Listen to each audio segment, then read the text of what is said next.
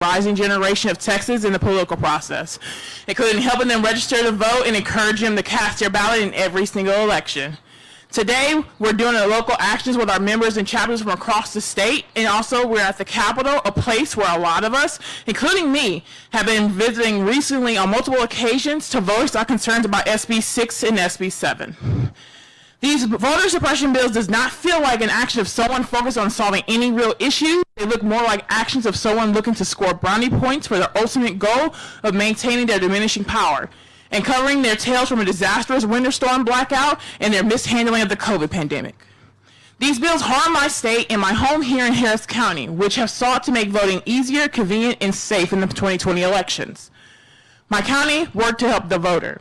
It provided vote-by-mail applications to eligible people, opened drive-through voting centers, added ballot drop-off locations, and added 24-hour voting to help the working-class people with tough schedules cast a ballot.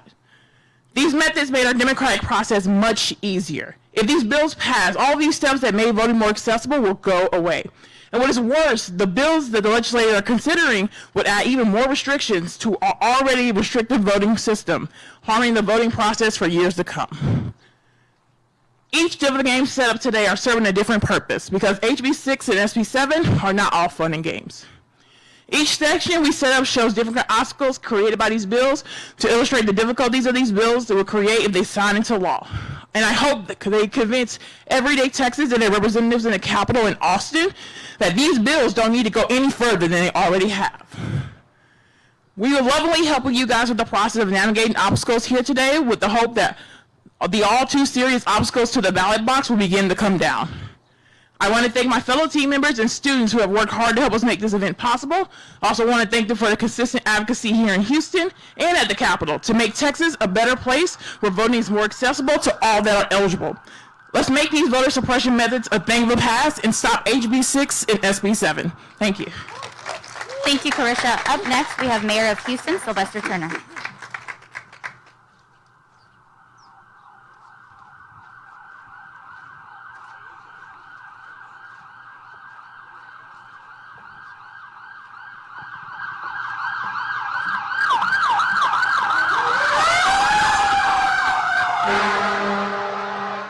Let me first, let me see if I can work this. I sent a text message on these bills the other day, and I want to start with this. Number one, let me echo everything that of the previous speaker.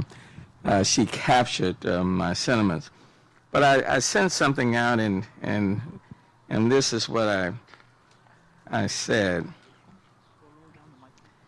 These voter suppression bills, Senate Bill 7, HB 6, cannot be viewed separate from the social and civil injustices highlighted by the death of George Floyd. In fact, they create a toxic environment that fuel injustices and division, which is not good for anyone. Restricting people's right to vote and allowing partisan poll watchers to video record people while they are voting should be condemned by all. And when people take a lackadaisical attitude towards these bills or refuse to stand up, they perpetuate the injustices that we find within our society. Let me just say, these bills are not just aimed at Harris County or Texas. These bills are a part of a national campaign to restrict people's right to vote and to intimidate people while they are voting. It is, quite frankly, these are Jim Crow 2.0 bills, and they do lead to a very toxic atmosphere. I want to applaud Chris Hollins, for example, for the work that he did in expanding people's opportunity to vote. And we're not just talking about people who were not already eligible to vote. We're talking about making it possible for eligible voters to vote in elections. And going to 24-hour voting for eligible voting just makes it accessible for working men and women who are getting off work at 10 o'clock, midnight, 2 o'clock in the morning. You tell me what's wrong with that when we are talking about eligible voters. allowing people, for example, to go through drive-through. What's wrong with that for eligible voters? I can drive through and get a Whataburger, Burger King, Jack in the Box, any time of the day, 24/7. You mean it's easier to go and pick up something to eat than it is to be able to exercise your fundamental right? There's nothing wrong with that. And there was nothing in the law that said you could not. Bills that restrict the number of voting locations, the number of voting machines in a location, primarily in communities of color, where the lines become longer. Now, there's a whole lot wrong with that. Allowing people to be inside a voting area and video record people while they are voting, you tell me that that's not intimidating. Especially for people of color who have had to fight for the right to vote. When people have had to identify, for example, how many bubbles in a bar of soap. This is just no more than a new brand of Jim Crow 2.0. And anybody who does not stand up and say no, quite frankly, you become a part of the problem. And we have to call those things out for what they are. So Senate Bill 7, and HB 6, they're not good for this state. They're not good for a democratic process. I'm proud of people like Councilmember David Robinson, who is standing up, standing with me, standing up. And let me just say this. The right to vote and protecting the right to vote and being against voter suppression should not just be the battle of African Americans or Hispanics. It should be the battle of everyone. And quite frankly, you kind of get tired of every single day and every single legislative session to be fighting back on these type of bills. You kind of get tired. But what keeps you going is that for a person like me, the second African American of 62 mayors in the city of Houston, I didn't get to where I am based on my smartness or who I am. I got to where I am on the backs of others who sacrificed, bled, and died to make it possible for me to be where I am. And now these bills are on our watch. On our watch. And it's incumbent upon all of us, individuals, businesses, faith-based organizations and leaders, community activists, to stand up.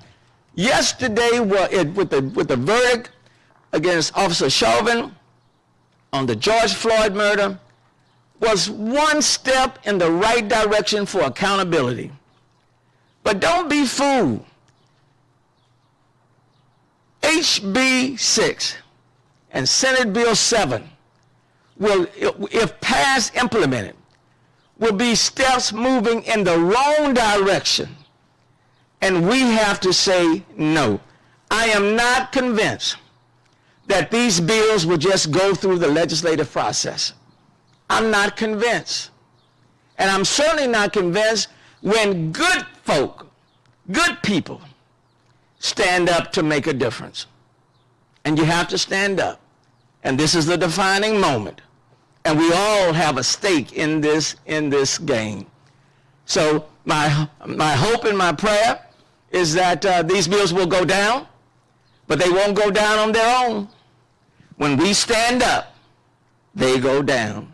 And this is time for every single person in the state of Texas to stand up and say no, or we will fall off the cliff following those who are moving in the wrong direction. So this is our moment. This is our time. We are the Harriet Tubmans. You know, this is our opportunity to make a significant difference. So let's get it done, and I remain optimistic that we will. Thank you so very much. Thank you, Mayor Turner. Up next, we have former Harris County Clerk Chris Hollins.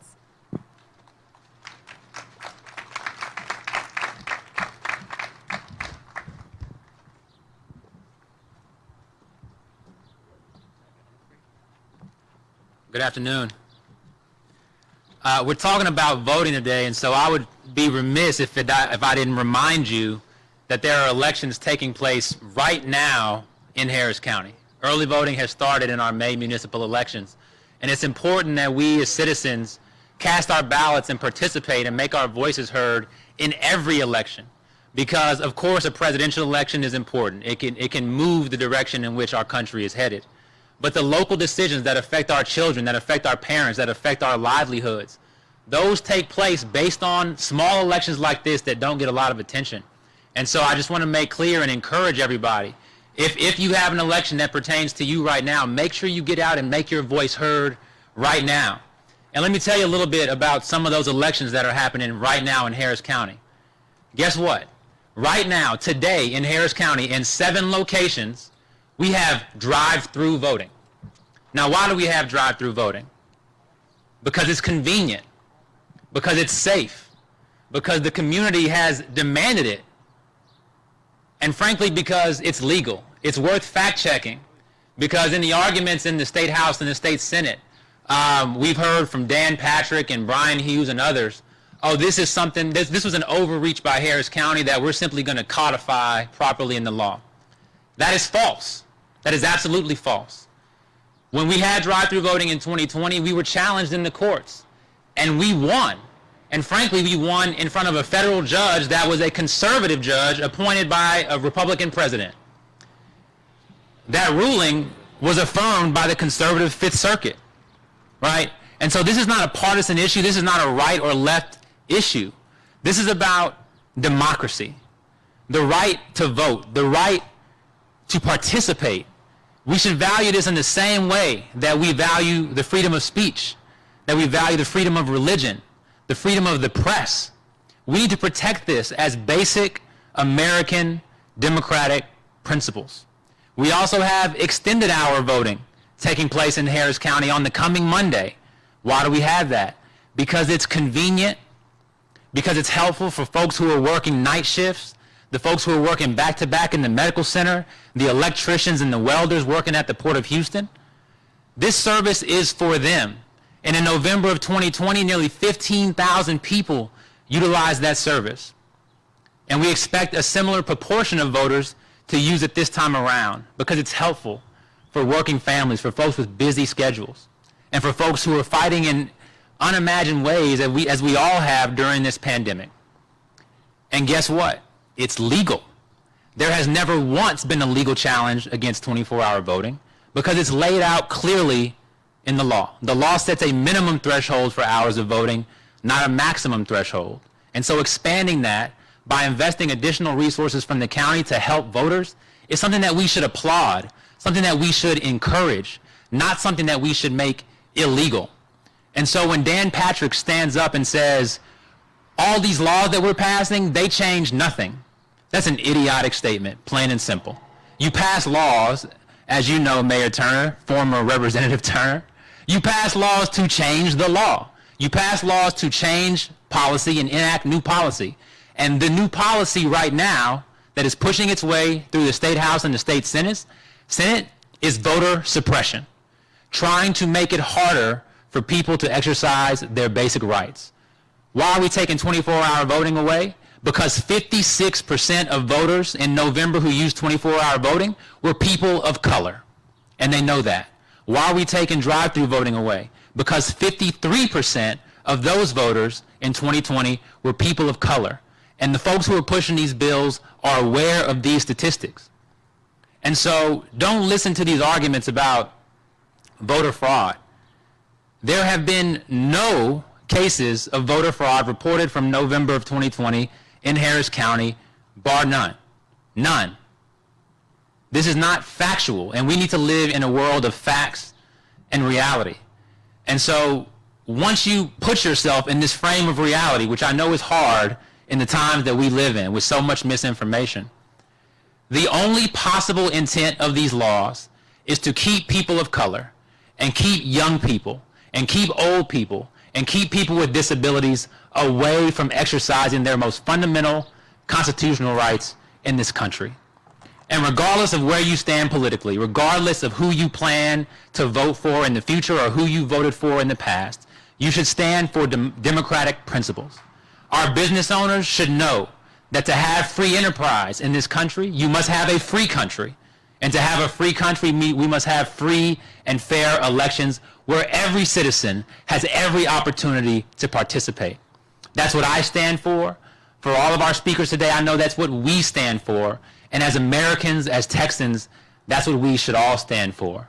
And so I encourage you to do that. Thank you very much. And press, I know you're here today. When you leave here, you should go check out a drive-through voting center that's taking place in Harris County right now with no voter fraud, smooth operations, and short lines, because that's why we have them. Thank you very much. Thank you. Up next, we have co-founder of Indivisible Houston, Daniel Cohen.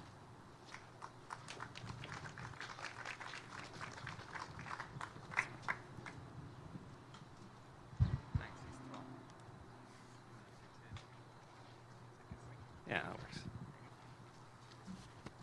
Hello. My name is Daniel Cohen. I'm co-founder of Indivisible Houston. We are a group of thousands of democracy advocates, advocates for civil rights, advocates for voting across the city of Houston, stand united with others today in opposition to HB 6 and SB 7, otherwise known as Jim Crow 2.0. People are interested in elections and they are interested in seeing changes, but they want to see changes in the direction of expanding voter access. They want to see changes in the direction of expanding and safeguarding civil liberties and civil rights and the protections of those civil liberties and civil rights. They want to see the kinds of reforms that were implemented in Harris County, such as drive-through voting, expanded voting hours, and the opportunity to cast your vote no matter what your circumstances are. But these election changes are not what those election changes would be. HB 6 and SB 7 are simply an attack on voting.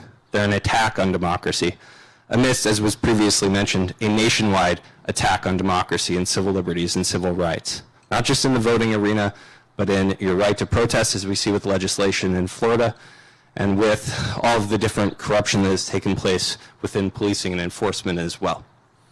And people are aware of that.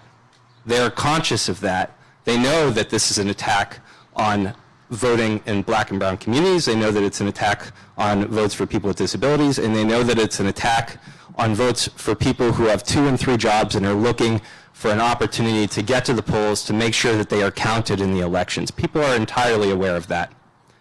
While the Fifth Circuit was ruling in favor of Harris County and uplifting its measures and its innovations and reforms that it implemented during the election, such as drive-through voting, Houstonians came out to the streets to make sure that they were counted that day. There were actions taking place that day while the court case was going on. And the Houston Chronicle spoke to one of the voters who was out in the streets saying that drive-through voting was really important to her. And one of the things she said was, "I voted for one of the plaintiffs in this case. And if they throw out my vote and make me come back to the polls, I'm going to make sure I don't make that same mistake twice." People are aware of what the extremists in Austin, such as Greg Abbott and Dan Patrick, are trying to do. They are fully aware of what is happening. They are awake to it, and they see it as it is. And that's why they came out to the Greater Houston Partnership Building on Saturday to call for the biggest business voice in the city of Houston and one of the key decision makers and stakeholders in the city of Houston to reject this Jim Crow 2.0. That's why they drive back and forth, not just from Houston to Austin, but from all over the state of Texas to the Texas legislature to make sure to advocate against this bill. That's why they're making their voices heard over things like independent redistricting commissions and going to Austin and pushing for those, because they see what's going on and they see this assault on democracy. No matter what the outcome is, people will continue to push for democracy and continue to stand in solidarity with one another so that our elections are free and fair, and so democracy is vibrant and democracy thrives. So no matter what that outcome is, we're going to make sure that that happens. But we know that HB 6 and SB 7 are indeed a step in the wrong direction. We know that this is an attempt to decrease the amount of polling locations in specific targeted neighborhoods.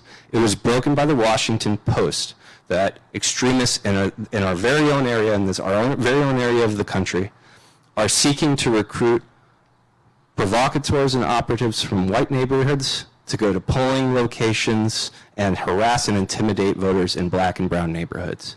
It is very, very clear. It has been reported widely in the media. So all of this is in plain sight.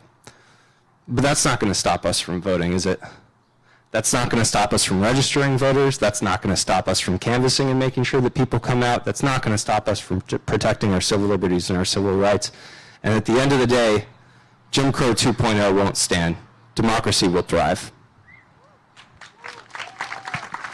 Thank you. Up next, we have Delilah Ago-Otto-Hilly, co-founder of Vote Simple.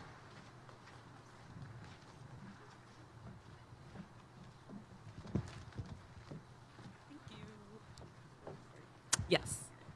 Thanks. In a state as diverse and as vibrant as ours, we should be talking about expanding and widening access, not restricting and limiting the right to vote.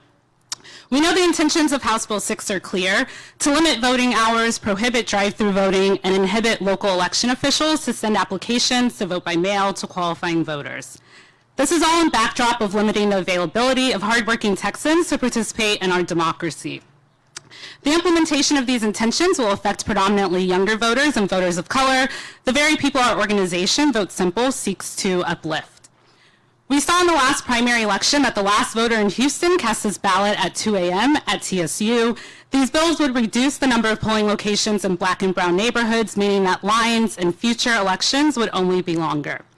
Voters shouldn't have to wait in line for hours just to make their voice heard and exercise their right to vote. We also know that in arguably the most consequential election in our lifetime, drive-through voting in one of the largest counties offered us a quick, safe, and reliable way to exercise our vote by still taking necessary health and safety precautions. If we can make it work through the height of the pandemic, we surely can make it work as we work to flatten the curve. Since these bills were introduced, voters across the state have expressed their outrage and concern.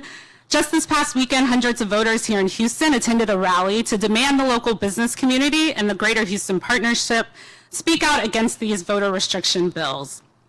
It's time for our state leaders to listen to the people that they represent. To quote Senator Hughes, if we really want Texans to feel confident that their elections are fair, honest, and open, why make it harder to vote? Voting shouldn't be an obstacle to democracy. Voting should be simple. That's the mandate of our organization. Our state leaders want to make voting hard, and that's unfair, dishonest, and unacceptable. Thank you. Thank you. And up next, we have student and president of Civic Duty at Rice University, Mason Reese. Not a problem.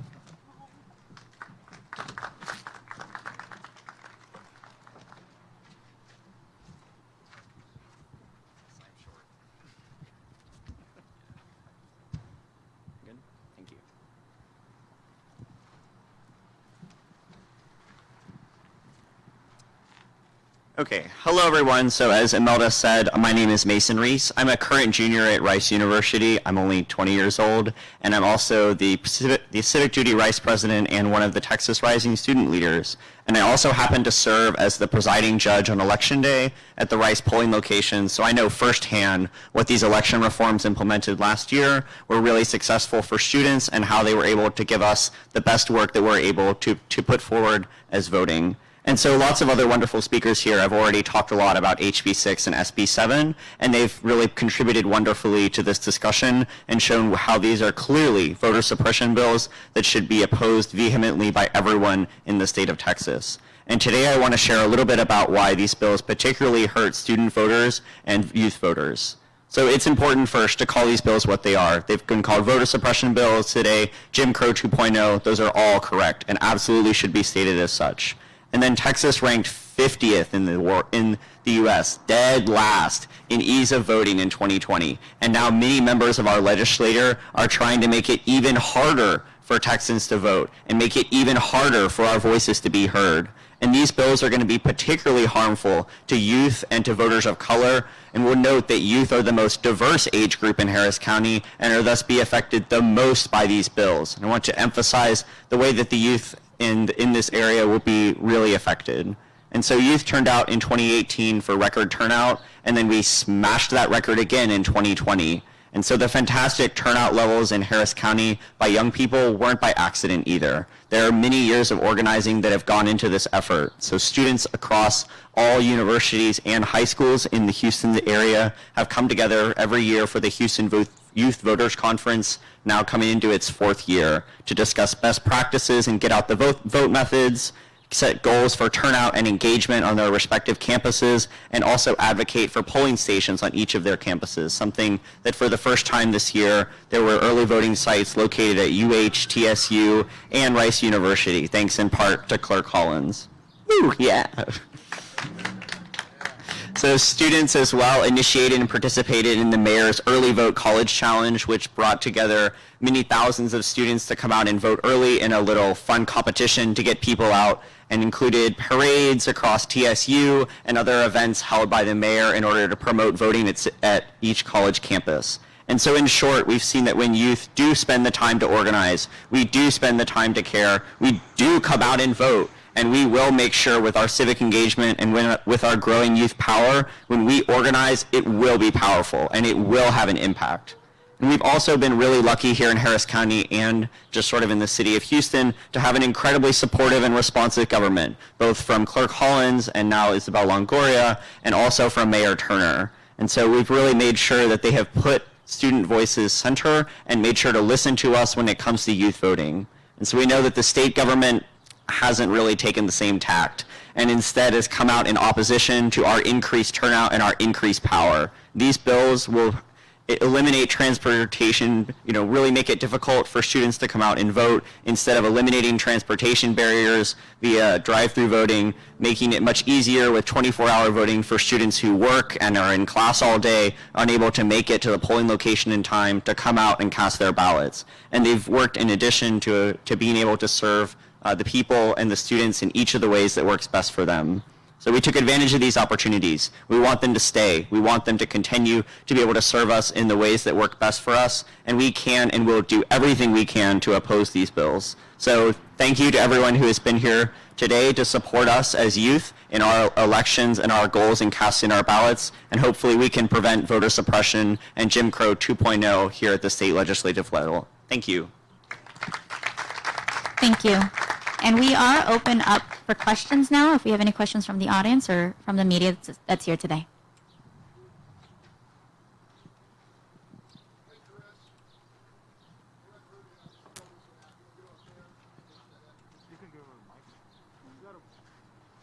I have a mic. I have a mic over here.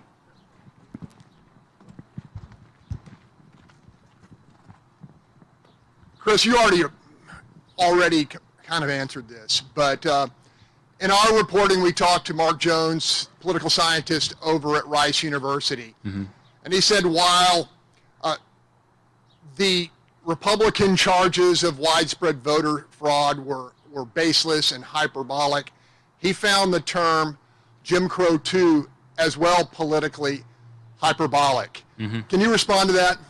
Yeah, I've been careful about my use of that term because I know how important it is and what a deep accusation something like Jim Crow is and how terrible that was for the South and for people in the South, particularly people of color. There are some aspects of this bill that frankly couldn't be better described any other way. And the particular part of these laws is around poll watchers and what these laws specifically enable poll watchers to do to intimidate voters.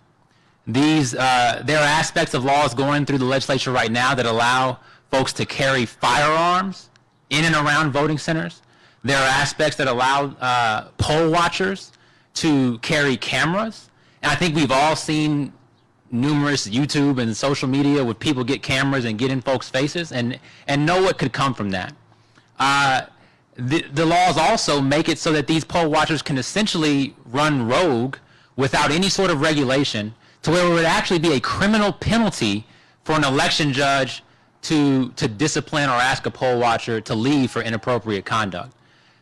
That is setting the stage for active voter intimidation. And we saw just, I want to say a week and a half ago, right here in Houston, in Harris County, the Harris County Republican Party is gearing up for a 10,000 person brigade, and note that military context, to go into black and brown neighborhoods and stop the steal, to go into black and brown neighborhoods and intimidate voters. And there's nothing closer to Jim Crow that could be described in any other terms. There are other things that I would simply describe as being inconvenient and anti-voter, but that particular term, frankly, is Jim Crow 2.0, plain and simple. Thank you. Any other questions? No? Then I'd like to thank our speakers for being here today. Thank you.